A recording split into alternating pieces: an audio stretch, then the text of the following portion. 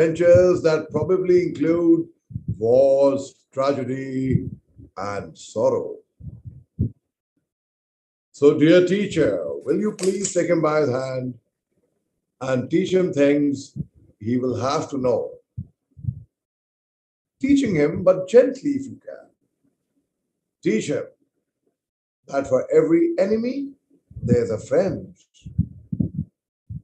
He will have to know that all men are not just, all men are not true. But teach him also that for every scoundrel, there is a hero. For every crooked politician, there is a dedicated leader. Teach him that 10 cents earned is of far more value than a dollar found. In school, teacher, it is far more honorable to fail than to cheat. Teach him how to laugh when he's sad. Teach him there's no shame in tears. Teach him there can be glory in failure and despair in success. Teach him to scoff at cynics. Teach him the wonder of books, but also give him quiet time to ponder about the extreme mystery of birds in the sky, bees in the sun, and flowers on a green hill. Teach him to have faith in his own ideas, even if everyone tells him they're wrong. Try to give my son the strength not to follow the crowd when everyone else is doing it. Teach him to listen to everyone, but also to filter all that he hears on a screen of truth and take only the good that comes through. Try to give my son the strength not to follow the crowd. Teach him to listen to everyone, but also to filter all that he hears on a screen of truth. Let him have the courage to be impatient.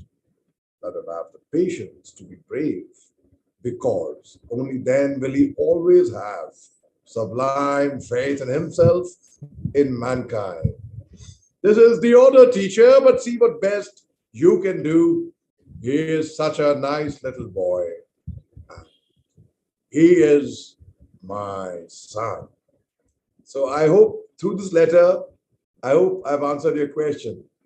That's true, sir. And I believe that these kind of, letters or the writer, whatever you have just shared, all the parents, they do need it. But the only thing is we are not able to convey. And this is what we look into for our children. They should learn the real life, the meaning of life through the school.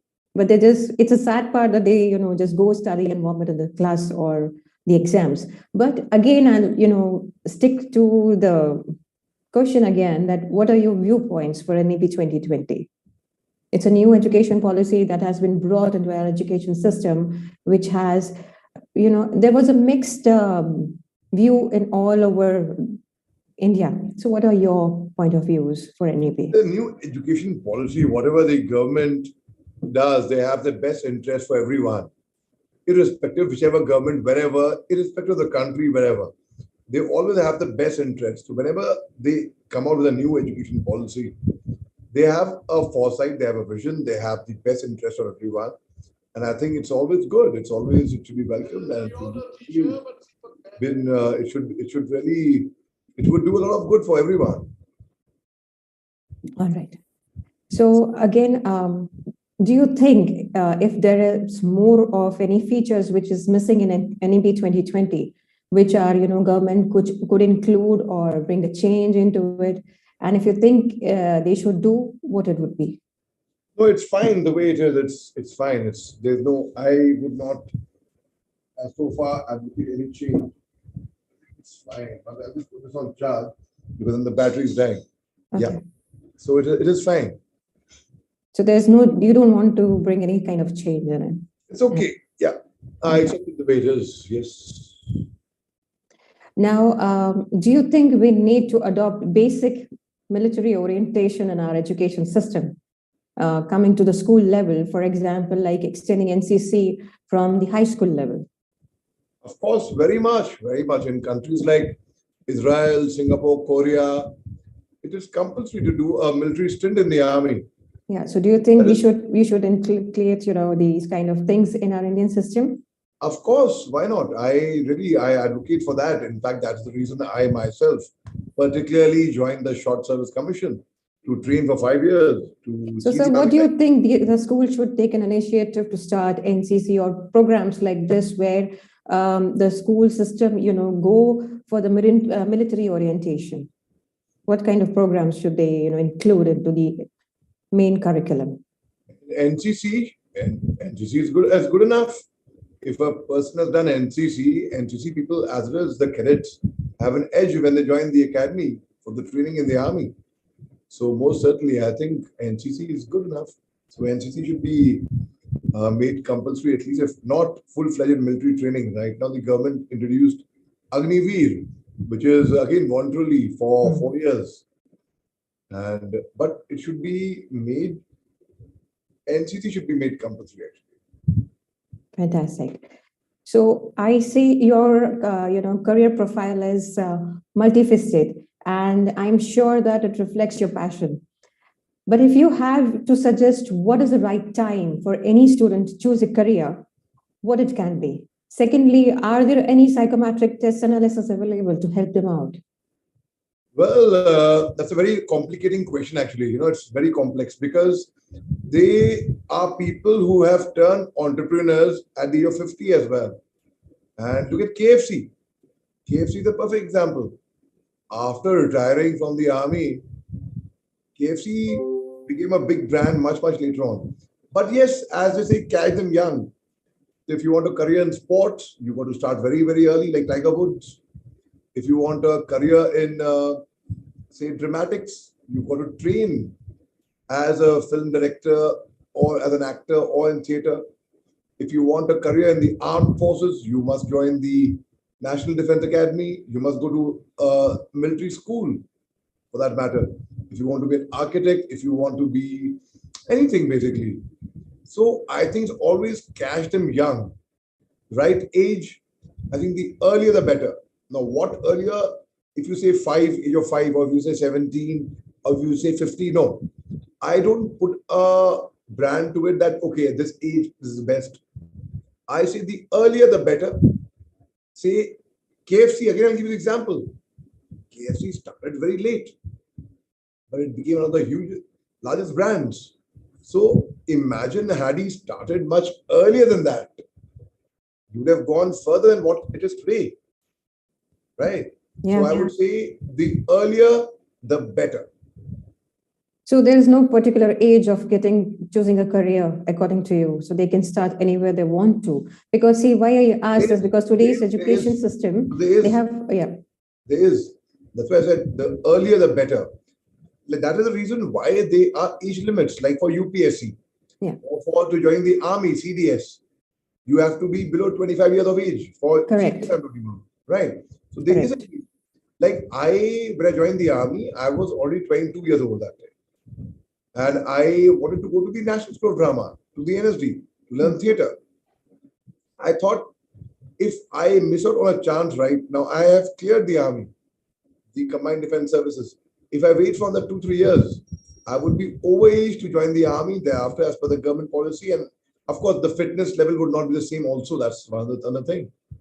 So I said, okay, let me join the army right now. And then after that, let me acting karni hai. So I can learn the craft later on. I can learn while I'm in the army. I can learn through reading, through practice, through rehearsing, through performing. It's about learning the craft. So there's no guarantee that you spend 3 years at the National School of Drama, you're qualified with a certificate of energy, so you have learned acting. I'm actor ban gaye na. So it is, life is a learning ground. It's all training, and we keep training all the time. We have to constantly keep evolving. So the right age would be the earlier, the better. Have the vision very clear in their mind. So the parents could, seriously look into it, where the visions are clear for the children, but they want to be and where they want to choose. So if the vision is very clear, walking on that path becomes very clear. It's easy for the parents and the student also.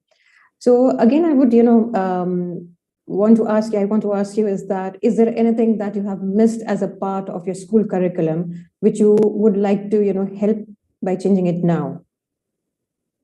See, when I grew up in a boarding school. I just returned day before yesterday after a reunion of my school. And let me tell you, since I went for the reunion of my school, something beautiful I learned over there. I'll tell you this to you. We used to have early morning. We used to wake up at 5 a.m., all of us, every day. 5 a.m. We used to go for a morning run. We used to come back, have a wash, go for breakfast all together in the boarding school. We used to attend classes. After classes, there would be a small break, and then there was time for games. We used to come back from games, baths together, and then prep time, homework time. And then there was dinner time, and again a second prep. And then there was free time. And there were lights out at 10 o'clock at night in a boarding school. And we had dramatics, we had inter-school plays, we had horse riding, we had swimming, we had every single possible extracurricular possible that was there. So that is very important for an overall developed personality. So when I joined the army, I didn't face any difficulty in my training. Why? Because I was going through the same routine, right? Waking up early morning, going for a morning run, classes, theory classes, games, same routine. So overall development that plays a major part. We say overall development, but that is what the schools are missing in today's, because certain times they don't have the proper infrastructure, certain times they don't have the proper resource to start with. So it's the schools which are missing that. I think it is our expectation as parents today. Time has changed. So our expectations as parents have become, oh, my son should top the batch, he should be a 99%er, he should go abroad for his graduation, he should get a good job. But what we do is we do not try to see what a child's strengths are. In our boarding school, let me tell you, our teachers knew us better than our own mothers and cared for us even more. That does not mean that our mothers cared for us any less. No, they did care for us. Very much they cared for us. My school friends were like my siblings, my brothers and sisters. So I just returned day before yesterday after passing out, after 25 years of passing out from school. So let me tell you, and the same day, a WhatsApp forward came. It was very viral on WhatsApp. You must have read it perhaps. Let me try recollecting it. It read something like this. The topper of the class is a happy homemaker. The backbencher of the lot is a very wealthy and a successful entrepreneur. The flamboyant fashionista turned into a dreaded lawyer. And the often ignored Joe turned into a well-known writer. And the boy who failed in the maths paper became a well-known celebrity fashion designer. And the boy who often stood outside the class was always teased and bullied. The outstanding boy today is a respected army officer. And the girl who said no to my proposal today might be somewhere deep down in the heart, the corner of the heart, might be regretting it. So the reunion of my school taught me how people come with different layers and how you should not judge a book by its cover. Because each child over there has a different success story. So we all are different and it depends. So parents are unable to tap what is good for their child. They think they know the best. My son will do this. I'm a doctor, so my son will become a doctor. Not understanding, not realizing the fact that the son is interested in photography. Please let him give your children wings. Let them fly. I'm sure many of you would have seen the movie Three Idiots. In Three Idiots, if Sachin Tendulkar's father would have told him, you will not play cricket, you will become a chartered accountant, do you think he would have become the CA that he is? No. If MS Dhoni's father would have told him, You will be a TT in the train, which he was. You will continue as that. You will do a job in the railways, 9 to 5, True. safe, secure job. He would not Yeah. have become MS Dhoni. True. So we should identify our children's strengths and their weaknesses and give them wings to fly. Don't you think that in today's world where we are, running fast and we are pacing towards the limelight and everybody wants to be towards the limelight, are we not ignoring our children's, capabilities? And even the school is, looking, overlooking those things where they are capable of. As you said, your school were good enough to look into your capabilities and polish that, where you didn't find any difference between the army and you didn't. It was an ease for you. So don't you think our education system, that is why I asked you in the previous question, that is there any analysis left in a psychometric test? Because where even I feel the students are not given that kind of opportunities, for, you can say, from parents' point of view or school point of view, they are not given the proper opportunities to live their dreams. Certain parents have, I come across certain students where they want to go to into arts field, but the parents are forcing them to be an engineer. So what would you advise to these kind of parents? Please do not force a child to, because if the boy is interested in arts and you're forcing him to take science, I think it's the biggest disservice you're doing, because ultimately you have to excel in your field. You have to thrive, not survive. I understand the fact. I understand parents' concern. They feel, oh, arts, only girls take arts, and commerce is fine, but take science, become an engineer.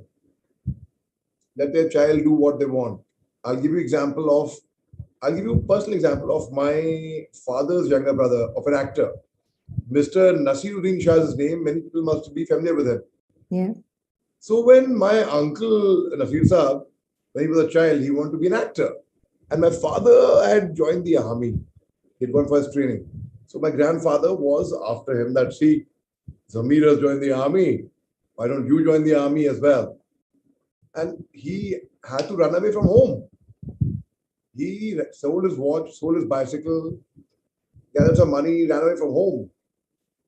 Trained himself as an actor as well. And he is the most literate, the most trained actor, I would say, who's acted in Hollywood as well. Yeah. 3 years of NSD, 2 years of FTI, and today he is excelling in his craft. So no one put him on gunpoint that, come on, you be an actor, come on. Oh, come on, join the army. Come on, you do this. So let people be. And that is what I answered my previous question. And the answer lies in my previous answer itself. That let the child do what the child is passionate about. Only when you're passionate about something, you automatically try excelling in it. If any of you have heard any of my TEDx talks, they're there on YouTube, or forget about mine. If you've heard Shah Rukh Khan's TEDx talk, very, very popular. Shah Rukh Khan's TED talk, rather, I would say. So he says, I'm a movie star. He's very humorous, right? So he says, I'm absolutely self-obsessed, like any movie star should be. So he also has the capability of laughing at his own self. And that's makes him great, makes him set apart from the rest. And he was very clear what he wanted in life, very focused. So the focus is very important, and knowing what you want from life is even more important.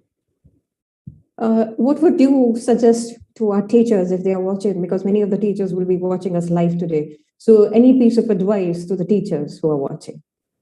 See, Ms. Mera, since you mentioned about psychometric tests, it's a very, very good way of analyzing and judging and all. But if you ask me personally, it's a very good way. I'm not denying it's not. It's not. It certainly is. But even a better way of assessing is more than a psychometric test is observing, understanding, analyzing, and then giving your views on a child. For example, in an SSB interview or in an interview, you interview somebody for, say, 5 minutes, 10 minutes, 15 minutes. In that, you mean to say the people who are interviewing, they have understood the person, the candidate fully. They haven't. I will talk about acting profession now. Audition. Audition, you are given some lines. Please learn them up. and please vomit them out before the camera. There could be people who would be very good actors, but they would take their time to learn, understand, and prepare the lines. Now they True. would be very people who would be very good at mugging up. They've mugged up and they vomited. Oh, you're selected. Now the good actor somehow may not get a chance. Now, similarly, so we have to actually a psychometric test is very good. Again, I'm saying I'm not denying that. But when you actually study a child, observe, understand, and see what is good, what is bad for him, then that's a better way of assessment, I would feel. Like in our school, it was our housemasters, our teachers, who would be very strict with us in class. They would put on their shorts and play with us in the football field in a games period. They would run with us. They would shake a leg with us during dance performances. So they really understood our psychology and they were true leaders. So the message to the teachers is today, teachers are very pressurized again because parents have got very touchy. In our times, whatever the teacher said had to be done, compiled, complied, and obeyed to the T. No matter what, whether you like it or not, you lump it. Today, teachers are very, oh, so and so's child's parents will come and question me, this will happen, that will happen. So they, when you do not let teachers function the way, when there's too much interference by the management, by the committee, by parents, then the teacher's functioning also gets curbed. When you have sent your child to a particular institution to study, let it be, have faith that the child is in good hands. The teachers will look after the child. So extra monitoring and supervision only harms. I would say that. Supervising is good, monitoring is good, but extra, being overindulgent. Because there are a lot of classrooms today where they have cameras and the parents sitting at home can look in the mobile what the child is doing, which is good also, which is very good. So you would be knowing what the child is doing. But again, when you breathe down someone's neck all the time, I do not advocate for that. I understand the anxiety being a parent myself. We want to know what our children are doing.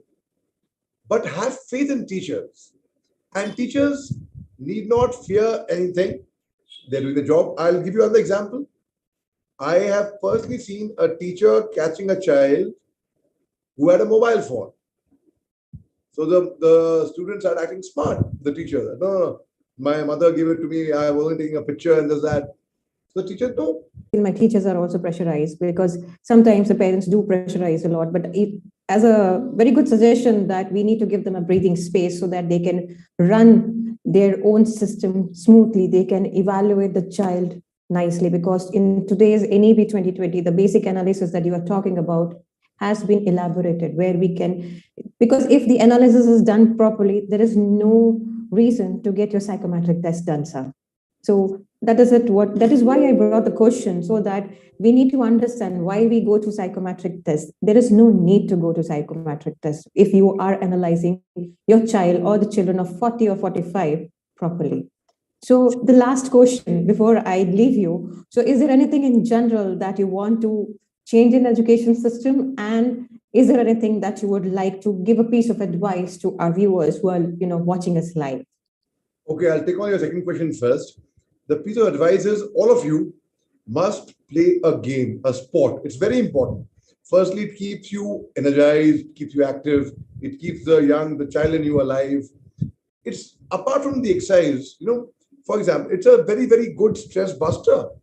For example, if you are in a football field and you're running with a football, trying to score a goal, only thing you'll be so focused, what you will be able to see is the football and the goal post and nothing else. You will forget about your marks, you'll forget about your salary, you'll forget about anything. You'll forget about tensions, problems at home. It's not just football, it's about any game. It can be badminton, it can be anything.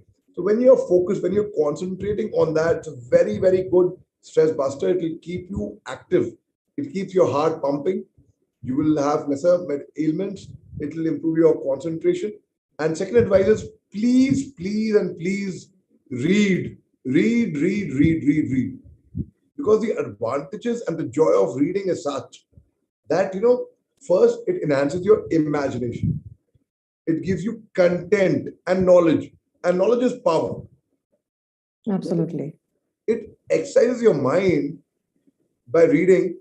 You automatically would be able to stand tall.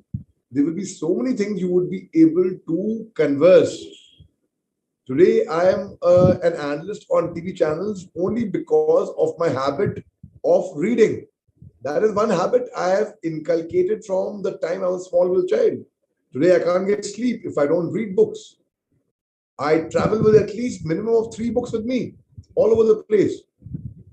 And just read whatever you can lay your hands on. You don't have to read books if you don't have like reading books. I know some people enjoyed comics or they enjoyed newspaper, but read.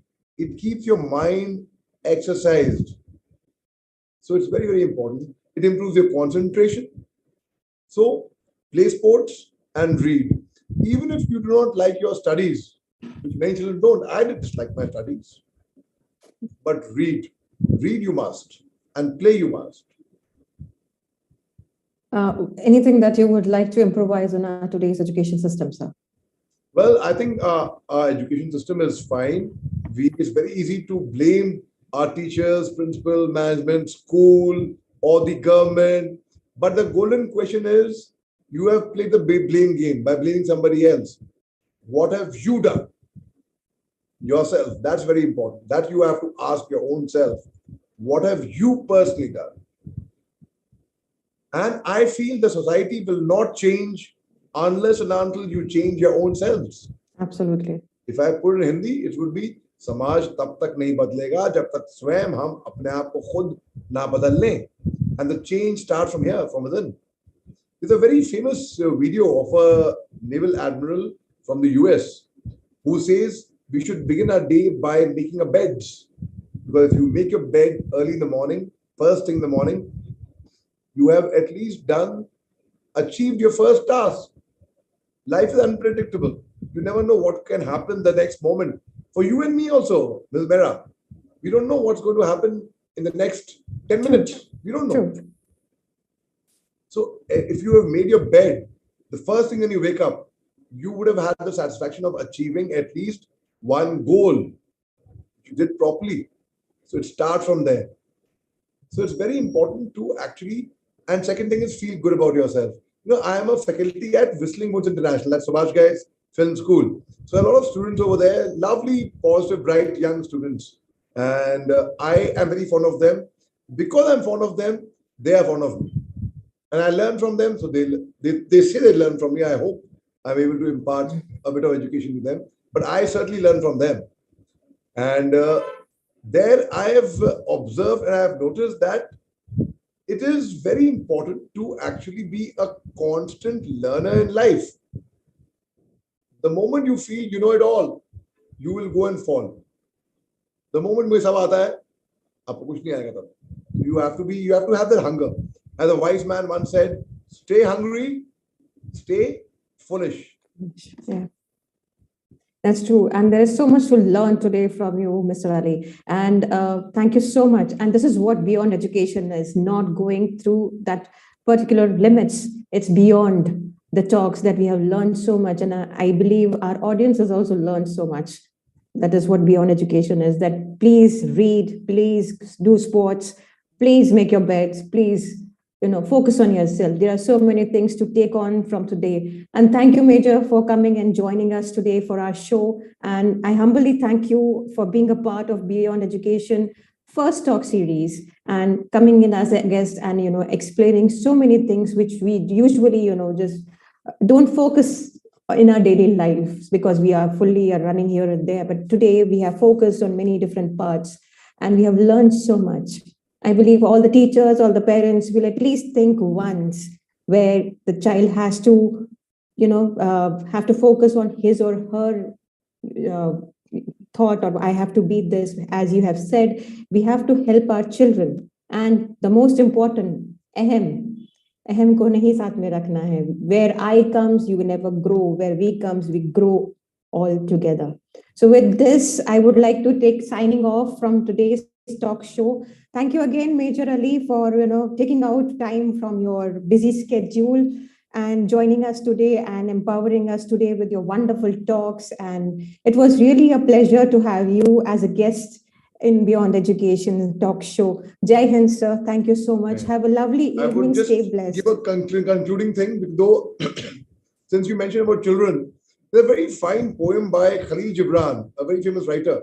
He wrote a poem on children. And he wrote, "Your children are not your children. They are the sons and daughters of life longing for itself. They come through you, but not from you. And though they are with you, yet they belong not to you. You may give them your love, but not your thoughts, for they have their own thoughts. You may house their bodies, but not their souls, for their souls dwell in the house of tomorrow, which you cannot visit, not even in your dreams. You are, it's an amazing poem. You should read this poem. It's a very nice poem. In fact, Khalil Gibran's writings and his philosophy is something which is remarkable. So thank you very much, ma'am. It was wonderful. Thank you so much, sir, for joining us. And the same thing has been, I was in the recent, days, I was, watching Sadhguru's. I'm a huge fan of Sadhguru.